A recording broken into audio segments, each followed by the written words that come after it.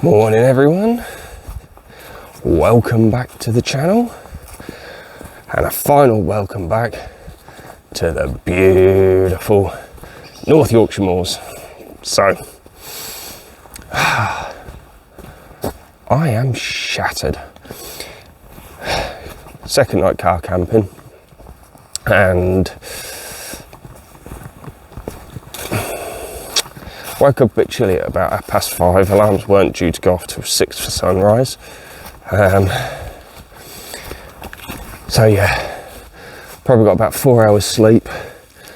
On my face probably looks like a carved pumpkin about 2 weeks after Halloween. Oh, I look dreadful. Anyway, by the by, that's my woes. Woke up this morning to go do sunrise at Whitby. That never happened. No vlog from that one. Did get quite a nice long exposure though, while I was waiting for sunrise, so hopefully all is not lost in that respect. But got myself a Greggs.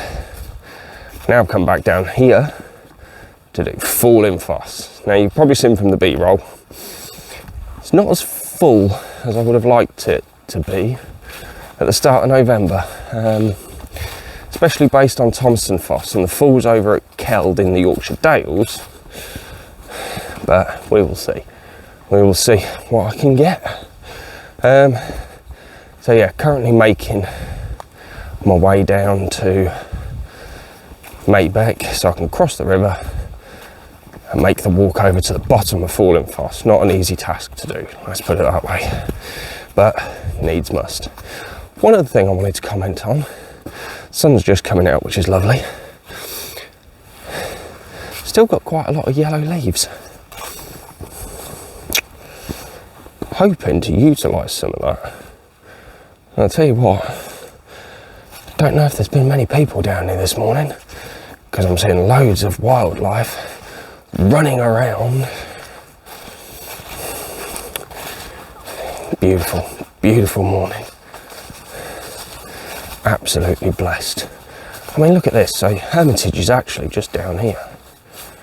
Where is it? About here-ish. But look at all the colour that's still in the leaves. I mean, if you look at the ground, tons of fallen leaves. Oh, do you know what? I might actually whip the camera out and have a go at that. Picture of the Hermitage, because it's under an arch of golden, probably another squirrel, golden leaves, but with all this leaf in the foreground as well. Ooh, potential. Let's whip the camera out and have a look.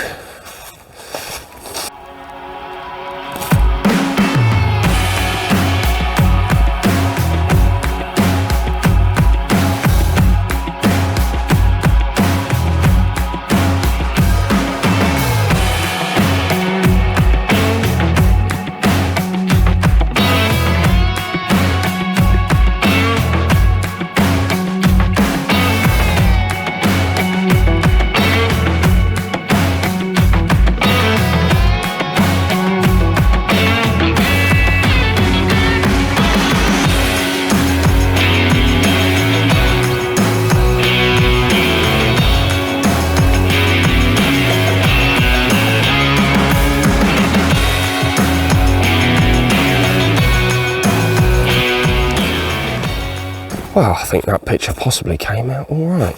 So, just before we move any further, just want you to take a listen.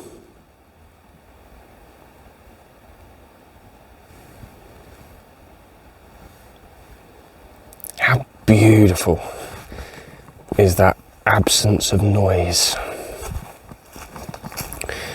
Just got the sounds of the running water, crunching leaves as you're walking, birds tweeting, squirrels running around. Mental health, I'm telling you. Just been out in places like this. Fantastic. Whether you're into photography or not, it's just awesome. But one of the things I want to talk about today is Mike's little tip for improving landscape photography. So one of the things that landscape photography can be is highly damn frustrating. So yeah, as pleasurable as it can be to do stuff like this, my failed sunrise this morning is a prime example of the frustrations that landscape photography can give us. Now, I'm gonna come back to my tip later on as always, but right now we're gonna keep descending down, and I don't want to rabble on to you too much because I'm tired, so I'll see you guys in a bit.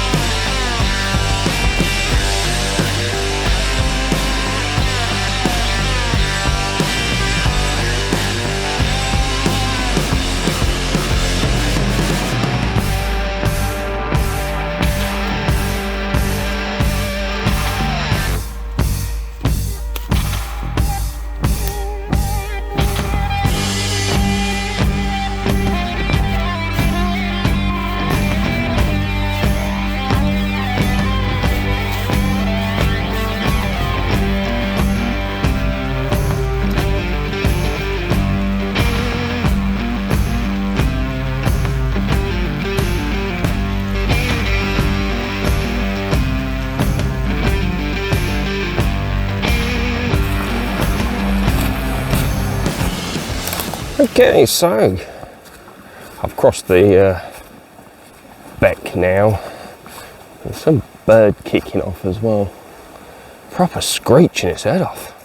Yeah, poor thing. Whatever's its issue. Or it might just be a noisy little sod. Never mind. So, yeah, kind of struggling with compositions at the minute.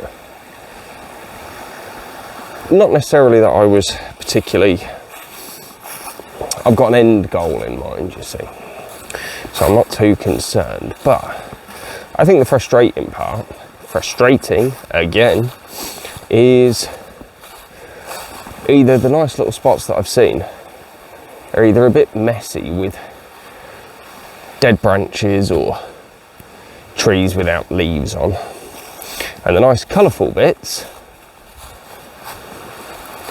are not in the areas I would want them to be. So, frustration. Now,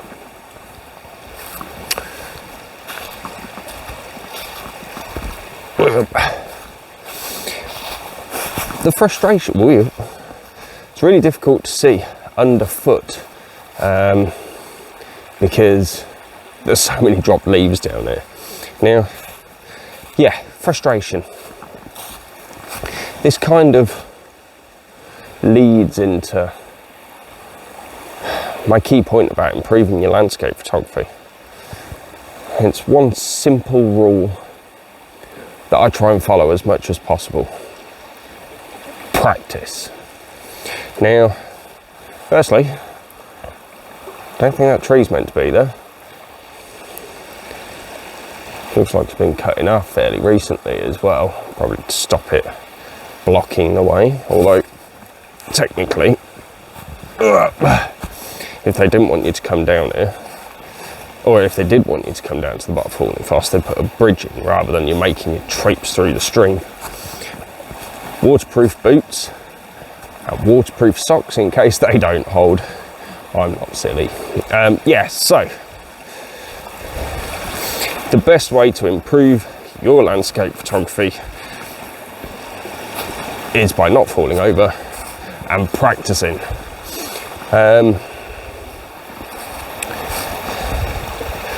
Doing things repetitively, and forcing yourself to go out at different times and trying different things is what will make you improve quicker than anything else. People like to try and use the get there fastest, you know, using a golden rule for improving your landscape photography, buying new gear because you think it'll improve you. And as I said in the last vlog, don't buy new gear, get out and practice. Now, 2 seconds in case I slip.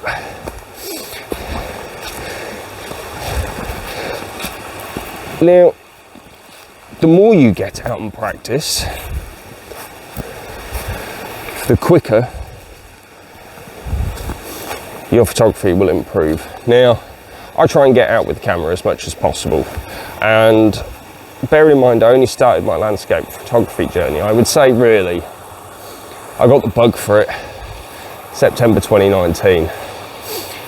Mine and Mrs. S. 1 year, wedding anniversary, holiday. Ironically, here, up in the Yorkshire Moors. Now, I started doing bits here. It started to interest me a little bit, hence buying like £15 for a whole set of filters. You know, really cheap plastic Chinese ones, really rubbish. But you know, I wasn't willing to invest until I knew that I wanted to do landscape photography. So yeah, that's when it first happened for me. Now, 3 years on, bearing in mind we've had pandemic lockdowns and things like that, I've sorry, my hat's going like noddy again.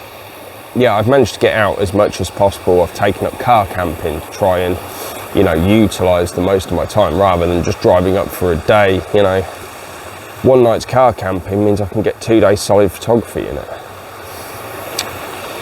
My photography has come on leaps and bounds. Now, don't get me wrong, there are other ways to help improve. You know, you watch some vlogs and stuff from people like Nigel Danson, Henry Turner, Mads Per Eveson, Peter Eveson. Do you know what? Mads, absolute nutter, fantastic videos. You'll find them on YouTube, I'm sure. Sorry, Mads, if I pronounced your name wrong.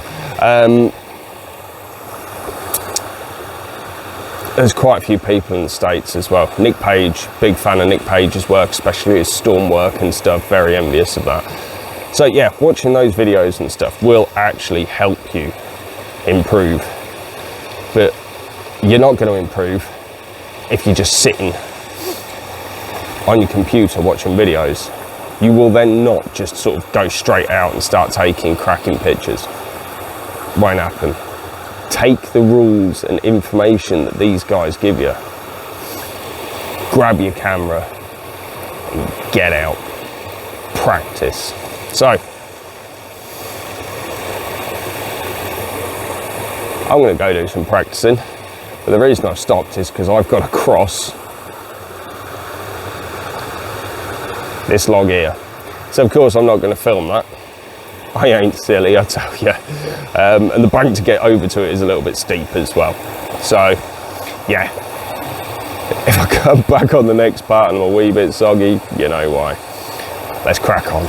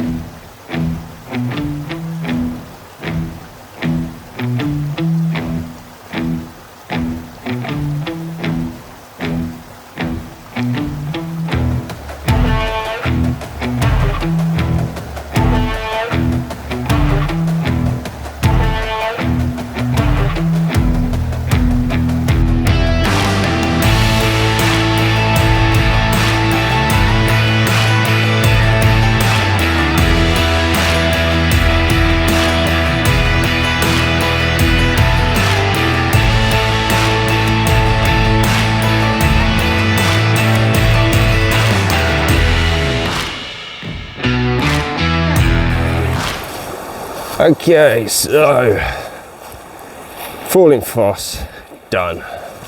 Happy days. Sorry if I keep slipping and sliding. There's so many leaves I can't see what I'm actually walking on. And you may have just seen that last shot from down the beck as well. Utilising autumn colours. Happy days. From the back of the camera, I actually see it seems really good, and I'm really happy with it. Let's just hope once I get it into Lightroom, it's as good as it looks there. So yeah. Right, making my way back to the car now. So I will sign out. Obviously, as usual, if I see any more compositions on the way back, I'll stick them up at the end of this. If not, that's the end of Mike's misadventures in the moors, or Mike's mischief in the moors, whatever you want to call it. Basically my little 2-day car camping trip. Or 2-night car camping trip, I should say. And yeah, it's been a good one. Been some highs and lows, but yeah, it's been so good to be out again. Which I'm smiling because I'm happy, but it just kind of reiterates my point. Get out and practice. It's the best thing you can do to improve your landscape photography quickly. Well, I say quickly, there's no quick fix to it, but yeah, do a bit of reading, do a bit of YouTubing, and get out and do it. Simple as that. Simple as that. As I dropped in some names of some vloggers who are amazing when it comes to help, guidance, things like that. So yeah, sit and watch a few of them and get out with that camera.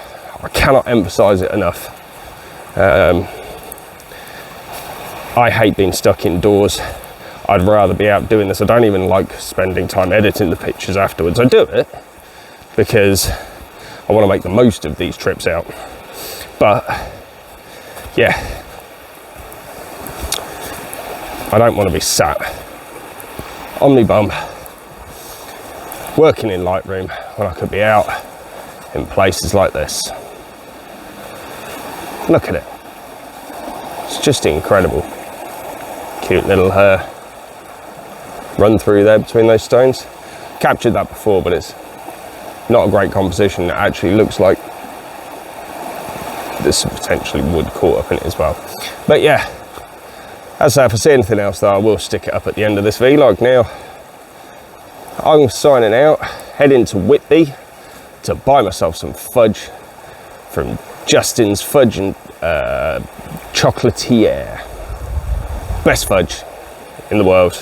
Love it. And also got to get Mrs. S some Whitby gin.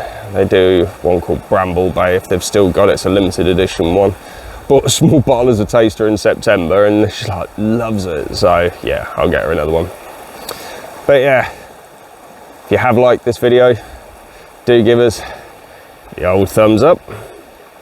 Give us a like.